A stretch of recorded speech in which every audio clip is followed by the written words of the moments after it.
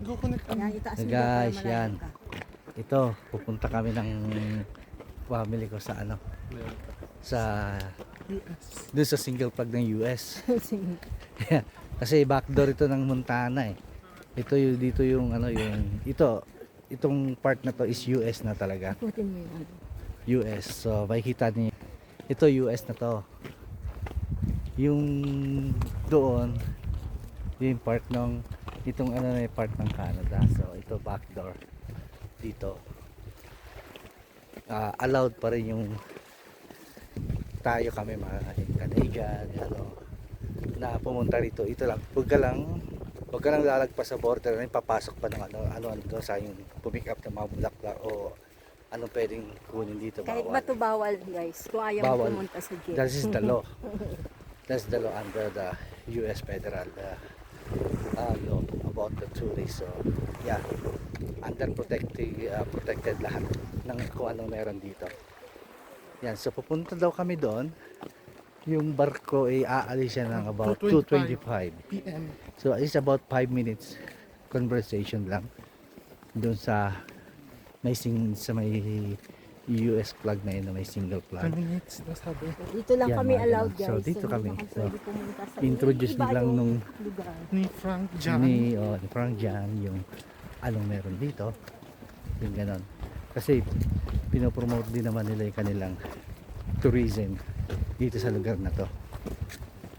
So yan.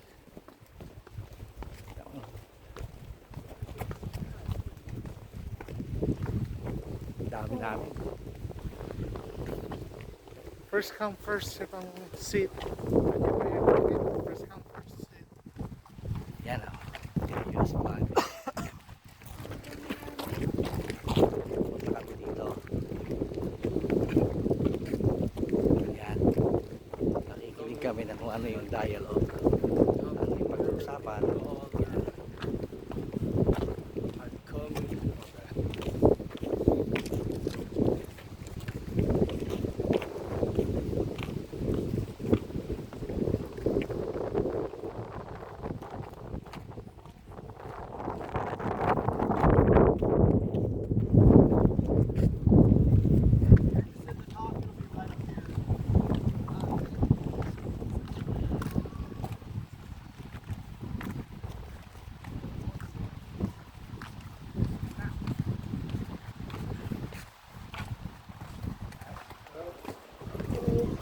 Yan.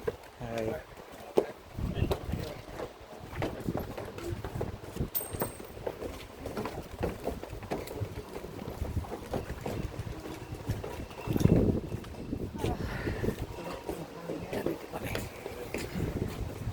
There we go.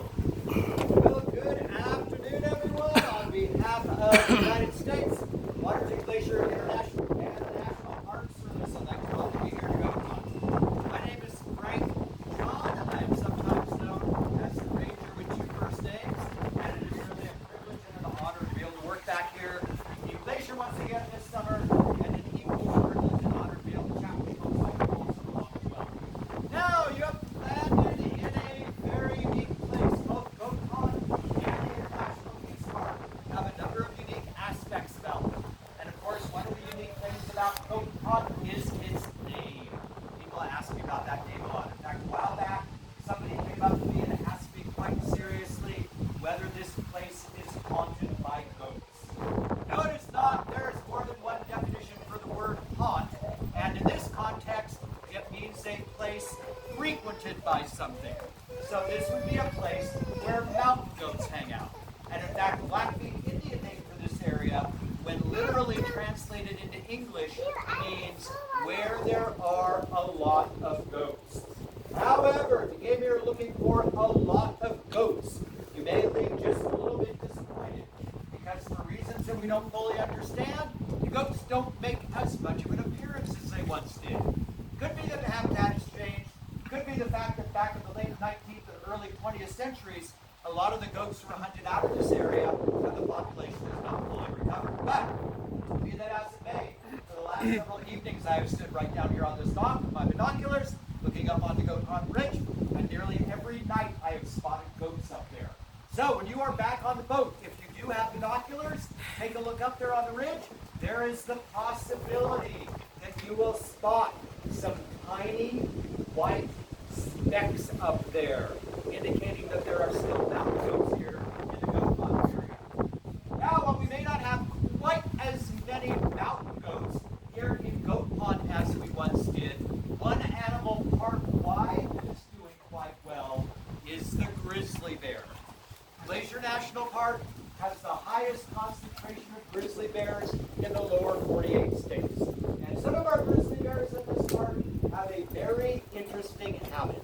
They like to eat a little insect known as an army cutworm moth. Army cutworm moths migrate into this area by the millions every spring. They fly up to the tops of some of the highest mountains in the park, and then they fly down underneath rocks and boulders to get out season. Each army cutworm moth, each one measures maybe an inch long by about an inch and a half from wingtip to wingtip. Each army cutworm moth will have about the same nutritional value as the same size piece of venison. Just as grizzly bears know, it is easier to catch a moth than it is a deer. So from midsummer on into fall, some of our grizzly bears will climb the highest mountains in the park, like Mount Cleveland, right behind the trees here. They'll go up to around 8,000 and 9,000 feet, up to those great big rocky slopes where the moths are hiding. They'll face uphill, spread their hind legs apart, take their front paws, and begin scooping rocks and boulders down between their legs. One grizzly bear can move a boulder half the size of a Volkswagen Bug. And of course, what they are looking for are those moths. And when they find them, it's not typically just a few of them that they find. It can be thousands of them, all nestled together sleeping. Then, all the bear has to do is open his mouth, stick out his tongue, and lick them up. One grizzly bear can eat up to 40,000